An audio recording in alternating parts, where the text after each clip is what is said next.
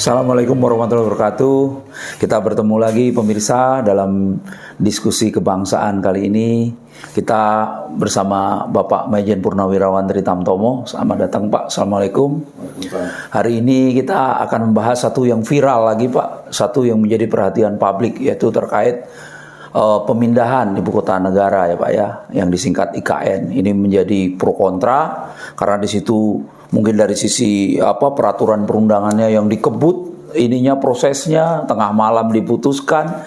Nah, mungkin pemirsa itu yang akan kita bahas, tapi kita tidak secara khusus membahas tentang perdebatan bagaimana tarik ulur dari peraturan perundang-undangannya, dari undang-undang IKN-nya. Tapi mungkin karena hari ini kita akan bahas, karena beliau Pak Tri ini mantan prajurit, mungkin dari satu tinjauan yang mungkin belum disinggung oleh pengamat ataupun dari kalangan lain, yaitu soal dari sisi pandang pertahanan keamanan atau militer Pak, terkait pemindahan ibu kota negara dari Jakarta ke Kalimantan Timur ini Pak.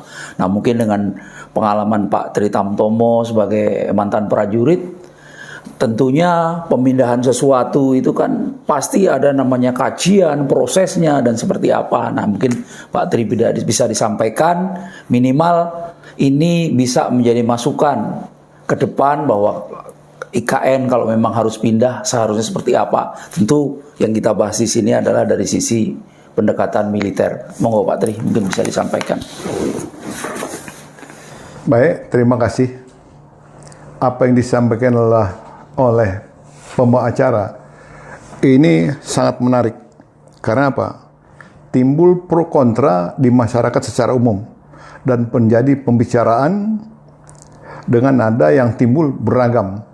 Sehingga kalau kita boleh bilang Pak, ini seksi, menarik, dan sensitif. Kenapa demikian? Timbul pertanyaan liar yang berkembang di masyarakat secara umum. Kok bisa ya? Pertimbangannya apa sih? Apakah semata hanya pemerataan kesejahteraan? Yang kedua, apakah ini hanya sebagai desakan pengusaha? Yang ketiga, apakah ini adalah desakan dari pihak ketiga? Kok sejarah dilupain ya? Ini antara lain yang berkembang di masyarakat secara umum. Nah, kemudian jika kita mendengarkan rintihan-rintihan, sampaian-sampaian yang disampaikan oleh masyarakat, ini miris kita mendengarnya. Ini menjadi menarik untuk dibicarakan. Tentunya bagi yang mendengar, ini kita harus menerima dengan lapang dada, karena ini sifatnya adalah masukan dari masyarakat. Kenapa demikian? Karena pertimbangan mereka semua, negara bangsa hari ini sedang perang melawan COVID. Yang kedua, negara bangsa sedang melawan dan perang melawan kemiskinan. Kemudian banyak hal-hal lain yang sedang dibuat oleh pemerintah sebagai terobosan yang ujungnya adalah untuk sesuai dengan batang tubuh di dalam Undang-Undang 45, memberikan kesejahteraan sebanyak-banyak untuk masyarakat. Kemudian sebentar lagi kan akan ada pemilu. Ongkosnya kan gede. Nah, sambil bilang ongkosnya gede, kalau Betawi bilang ongkosnya kan gede di sini. Kalau iya, bangun keuangan dari mana? Itu yang timbul pertanyaan di masyarakat. Kemudian yang kedua, bagaimana memelihara gedung-gedung yang ditinggalkan, yang punya nilai cagar budaya nantinya. Harwatnya dari mana? Pemeliharaan dan perawatannya. Ini yang dilemparkan oleh forum masyarakat secara umum. Yang terakhir, antara lain, kenapa sih kita nggak mau mencontoh Malaysia dengan Myanmar? Tadinya kita tidak berpikir seperti itu. Timbul penyampaian, kalau seperti di Malaysia, Kuala Lumpur tetap ibu kota, Putrajaya adalah pusat pemerintahan. Demikian juga dengan Myanmar, Yangon tetap ibu kota, kemudian pusat pemerintahan ada di Napitau. Ini sampai dilemparkan oleh masyarakat umum. Tentu ini menggelitik. Karena apa? Yang tadi disampaikan oleh pembawa acara, kalau kita pindah, biayanya sangat besar. Seperti yang kita dengar, yang disampaikan di dalam berbagai diskusi masyarakat di dalam media elektronik sampai dengan yang lain sebagainya. Mulai dari pembangunan sampai dengan pergeseran personel dari tiap-tiap kementerian yang jumlahnya 34. Pasti nanti pergerakannya adalah eselon per eselon. Berapa lama ini bisa selesai? Ini suatu pergeseran, kalau kita di tentara, bilangnya adalah pergeseran pasukan. Nah, ini tentunya harus dipikirkan secara matang. Karena kita lihat, kalau kita tidak hati-hati, ini akan menimbulkan faktor kerawanan. Karena di situ ada faktor risiko, ada faktor kritis. Tentu ini sudah dihitung. Nah, maksudnya tadi yang pertanyaan terakhir dari masyarakat, kenapa sih kita nggak mau nyontoh seperti Malaysia dan Myanmar? Kalau itu dilakukan, 1 kali tepuk, 2 sasaran tercapai. Kosnya lebih murah. Dan pertanyaan terakhir, apakah ini sudah mendesak? Kan begitu pertanyaannya. Apakah ini sudah mendesak dan harus? Ini pertanyaan lumrah yang dilemparkan oleh publik. Nah, oleh karena itu, pertanyaan liar ini kita harus terima dengan senang hati. Karena ini pernyataan yang disampaikan secara wajar. Karena apa? Bahwa di dalam negara itu rakyat sesuai dengan Undang-Undang 45 adalah pemegang kedaulatan tertinggi. Jadi kalau dia bersuara lantang seperti itu, ya kita tangkap dengan senang hati. Tidak boleh sakit hati. Nah ini, karena rakyat adalah sebagai pemilik tunggal. Bukan kelompok perorangan golongan tertentu sebagai pemilik tunggal bangsa ini. Salah. Di sini masyarakat memegang kedaulatan tertinggi walaupun representasinya adalah di lembaga legislatif Senayan. Nah, berangkat dari situ, mari jangan pernah kita lupakan bahwa ingat negara terbentuk ini karena ada 5 persyaratan pokok. Yang pertama, syarat negara, dia harus punya wilayah. Dan di dalam wilayah itu ada rakyat. Dan supaya bisa ngopeni wilayah dan rakyat tadi, harus ada pemerintahan. Pemerintah ini yang dipilih oleh rakyat. Kemudian pemerintah, dia wajib membuat peraturan perundang-undangan dan lain sebagainya. Dan ada pengakuan dari luar. Nah, dari ini semua, pemerintah adalah aktor sentral di sini. Dalam rangka mengawal wilayah, membuat sejahtera, dan dia juga harus taat pada aturan-peraturan yang telah dibuatnya. Dan tidak boleh dilanggar peraturan-peraturan itu. Nah, kalau kita bicara peraturan di sini, kita melihat baik Undang-Undang Dasar 45 maupun Undang-Undang Nomor 5 2004 tentang ASN.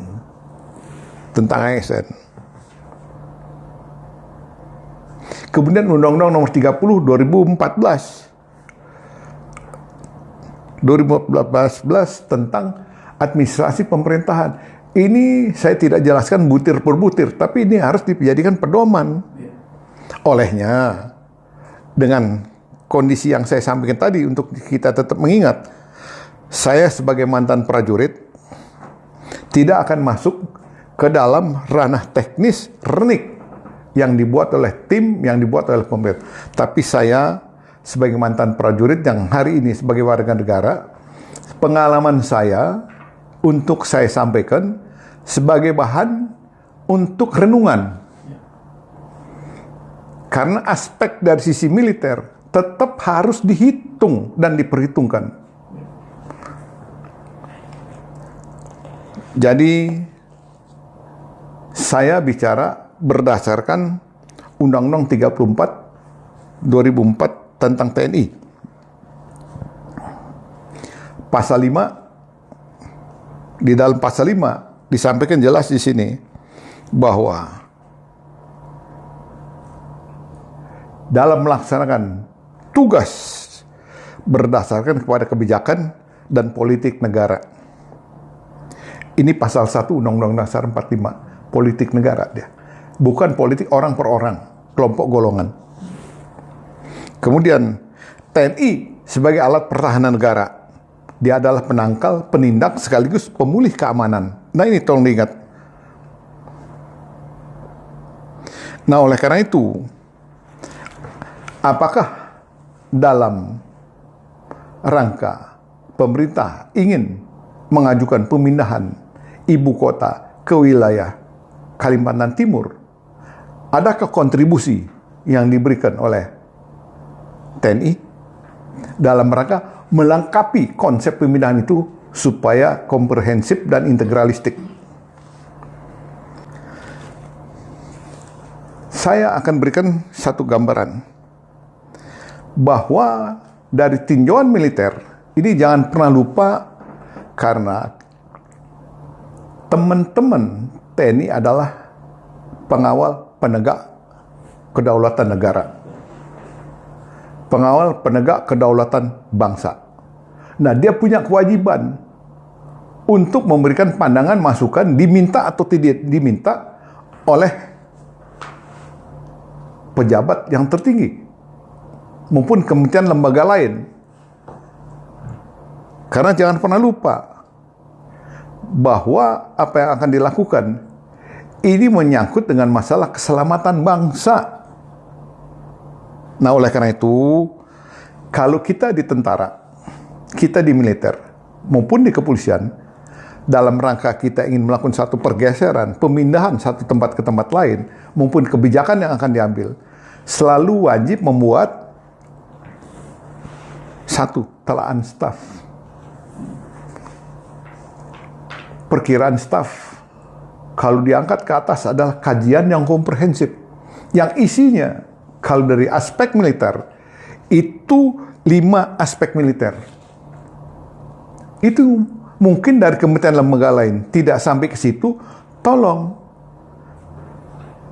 TNI diminta atau tidak wajib memberikan masukan ini supaya apa yang akan dilakukan tadi justru memberikan keselamatan, bukan menghambat. Nah, 5 aspek militer ini jangan pernah lupa. Ini sangat-sangat luar biasa. Kenapa saya bilang luar biasa? Karena kita lihat bahwa ini akan dipindah ke wilayah Kalimantan. Nah, di sini jangan pernah lupa, kalau kita bicara 5 aspek militer, ya dimulai, saya ambil yang paling muka, medan kritik, medan kritis. Kemudian yang paling akhir adalah jalan pendekat.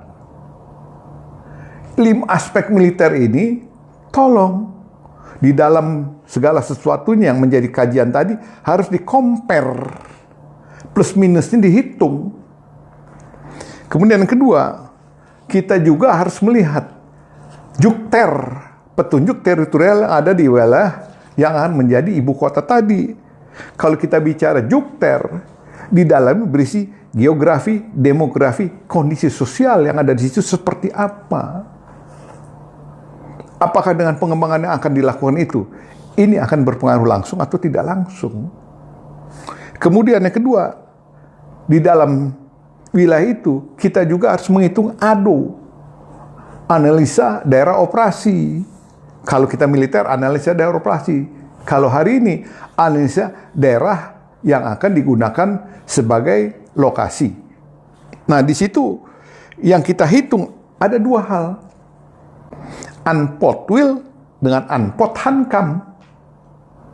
Kalau kita bicara unpotwil, isinya adalah cumemu, cuaca medan. Kalau kita bicara medan, mulai dari humus tanah dan lain sebagainya dihitung cermat. Sungai dihitung cermat. Apakah ini akan mendukung kita atau akan melawan kita? Ini harus di wargaming. Harus di wargaming. Kemudian kedua, kita bicara unpothankam. Bagaimana geografi yang ada tadi mampukah memberikan perlindungan kepada kita? Nah, kalau kita lihat geografi di sana, tolong. supaya teman-teman dari TNI, juga mungkin dari Kementerian Pertahanan yang akan diawaki oleh Strahan, strategi pertahanan, juga harus membantu pemerintah untuk menyiapkan kajian ini dengan seutuh-utuhnya.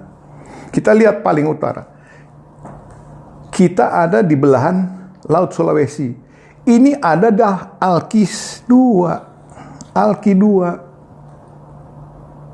Bagaimana jarak ke kiri maupun ke kanan? Itu satu. Terus yang kedua, kita lihat Filipina Selatan. Yang sekarang di Sabah. Apa yang terjadi di Sabah? Harus dihitung cermat.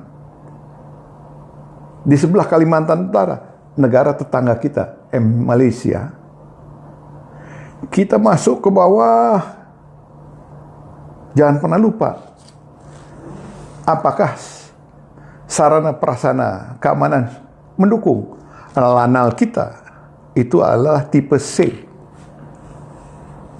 Pangkalan udara kita ada di Supadio dan di Makassar. Berapa menit jarak tempuh? Kemudian jangan pernah lupa, dalam menghitung sesuatu jangan pernah lupa dibahas tentang escape.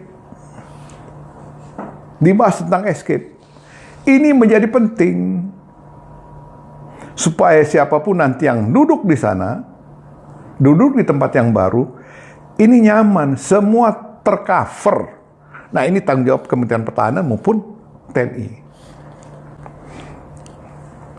Nah, oleh karena itu, ini bukan satu-satunya harga mati yang dibuat oleh TNI. Nanti di-compare tentunya menjadi satu kajian yang komprehensif dengan kementerian lembaga yang lain. Ini sebagai masukan dari anak bangsa, supaya nanti duduk tempat baru, manakala iya, ini clear. Karena ingat, ini kita belajar sebagai prajurit yang pada tahun 75 yang mengalami bagaimana pada waktu ABRI masuk ke Timur-Timur. Khusus waktu kita merebut ibu kota Dili.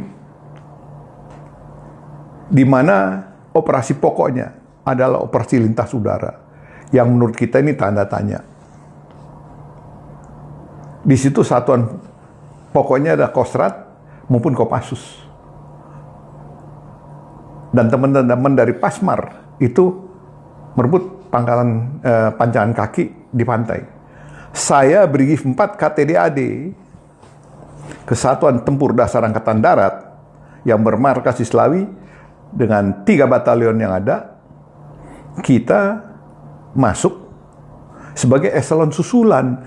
Setelah dikuasai kita masuk. Nah, di sini tolong diingat, kita mampu merebut, tapi mahal. Kenapa saya bilang mahal? Begitu kita masuk, apa yang kita lihat di atas sangat miris. Dapat direbut, tapi harganya mahal. Kenapa? Satu, kita tidak paham tentang SBM, Satuan Bertempur Musuh. Kalau kita tidak tahu, sampai dengan nanti kita bilang, humus, medan, tanah, seperti apa, ini juga akan kita celaka. Kemudian, kita cumemu, nggak ngerti. Beda waktu, kita abaikan. Jukter, kita nggak tahu sama sekali. Untuk logistik pasukan, kita nggak ngerti sama sekali. Plus sarana prasarana pendukung operasi lainnya. Nah, kita tidak mau ujuk-ujuk gegabah. Ujuk-ujuk gegabah, yang penting diambil dulu, urusan belakangan. Hari ini kita tidak boleh berpikiran seperti itu. Kita harus berpikiran yang jauh ke depan, keselamatan bangsa kita utamakan. VVIP, VIP harus mampu melaksanakan tugasnya dengan baik, tanpa harus ketar-ketir dihadapkan pada perkembangan lingkungan yang tadi saya sampaikan. Nah, berangkat dari situ, saya mohon dengan hormat dan sangat kepada Panglima TNI maupun Kementerian Pertahanan, mungkin manakala kajian sudah dibuat, tapi tolong kajian militer yang spesifik kami sampaikan, ini dihitung cermat. Harus dihitung cermat, baru di-compare dengan yang lain. Baru setelah ini jadi dilemparkan, diberikan masukan kepada Bapak Presiden untuk menjadikan pertimbangan. Kalau ya, keputusan jalan. Kalau tidak, ini loh, harus disiapkan terlebih dahulu. Jadi kita diminta, tidak diminta, harus memberikan pandangan, saran, pendapat. Keputusan terakhir adalah di tangan Bapak Presiden. Nah ini, oleh karena itu, tolong ingat, pedomani dua amanat pendiri bangsa ini. Yang pertama, bagaimana Presiden pertama Republik Indonesia Bapak Insinyur Soekarno menyatakan di dalam Kongres di Amerika, di Washington DC pada tahun 56, beliau menyatakan, perjuangan kami masih belum selesai. Nah tolong, kita pindah tapi mensejahterakan masyarakat sudah selesai atau belum, dan lain sebagainya. Sudah selesai belum? Ini punya makna yang dalam. Ini peringat yang diberikan oleh Bapak Soekarno. Ini menjadi pegangan buat kita pemimpin-pemimpin bangsa hari ini. Yang kedua, amanat Panglima Besar Jenderal Sudirman pada tanggal 25 Mei waktu beliau menjadi sumpah jabatan diangkat sebagai Panglima Besar. Pada saat beliau akan melakukan perang gerilya, di mana beliau ditawari oleh Presiden Insinyur Soekarno untuk tetap tinggal di keraton, tapi beliau memilih, Bapak di tempat, saya akan bergerilya. Untuk menyatakan kepada dunia, ini loh eksistensi Indonesia hari ini masih ada. Nah, beliau menyampaikan, kami sanggup taat dan tunduk pada pemerintah negara Republik Indonesia yang menjalankan kewajibannya menurut Undang-Undang Dasar Negara Republik Indonesia dan mempertahankan kemerdekaan itu dengan sebulat-bulatnya. Ini jadi tidak usah diragukan lagi tentang kesetiaan TNI kepada negara. Dia akan jatuh bangun bersama timbul tenggelamnya negara ini. Ini dari kami. Oleh karena itu sekali lagi mohon dengan hormat dan sangat kepada Kementerian Pertahanan dan Panglima TNI untuk membantu membuat kajian yang komprehensif dari aspek militer dengan butir-butir yang kami sampaikan, supaya ke depan kalau itu iya jadi ini sudah nyaman buat keseluruhannya. Karena pindah ibu kota bukan hanya pindah gedung. Saya mensitir pernyataan dari Bapak Presiden sendiri. Demikian, terima kasih Pak.